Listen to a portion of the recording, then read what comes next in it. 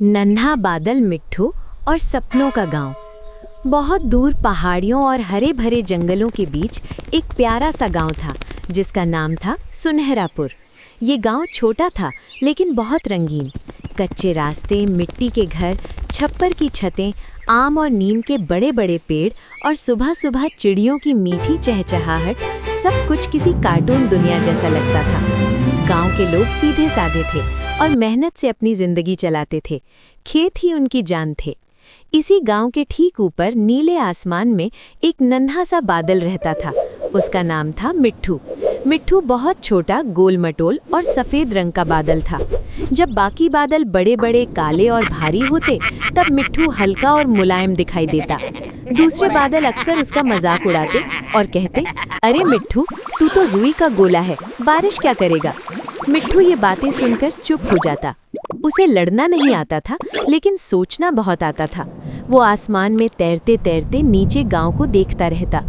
नीचे एक छोटी सी लड़की रहती थी, गुड़िया। गुड़िया की आंखें बड़ी बड़ी और चमकदार थीं।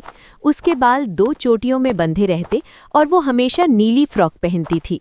हर सुबह वो अपनी माँ के साथ खेत जाती, सूखी ज़मीन को देखती और उदास होकर कहती, माँ, बारिश कब आएगी। मिट्ठू ये सब सुनता था। हर शब्द उसके दिल में उतर जाता। वो चाहता था कि गुड़िया मुस्कुराए, खेत हरे हों, गांव फिर से खुश हो जाए। लेकिन दिन बीतते गए, सूरज आग उगलता रहा, नदियां पतली होती गईं, खेत सूखने लगे। एक दिन गुड़िया खेत के किनारे बैठकर रोने लगी। उसकी एक बूंद आंसू जमीन पर गिरी। उसी पल मिट्ठू का दिल कांप गया। उसने खुद से कहा, अगर आज भी मैं कुछ नहीं कर पाया तो मेरा बादल होना बेकार है। उसी समय तेज हवा आई। हवा ने मिट्ठू को हिलाया और बोली, डर किस बात का है छोटे बादल। मिट्ठू ने धीरे से कहा, मैं छोटा हूँ, अकेला हूँ, बारिश कैसे करूँ। हवा मुस्कुराई और बोली, ताकत आकार से नहीं, हिम्मत से आती है। मिट्ठू ने पहली बार खुद पर भरोसा किया।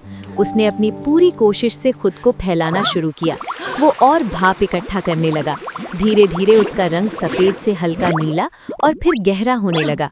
आसमान में बिजली चमकी। बड़े बादल हैरान होकर बोले, अरे ये मिट्ठू इतना बदल कैसे गया। मिट्ठू अब नहीं रुका।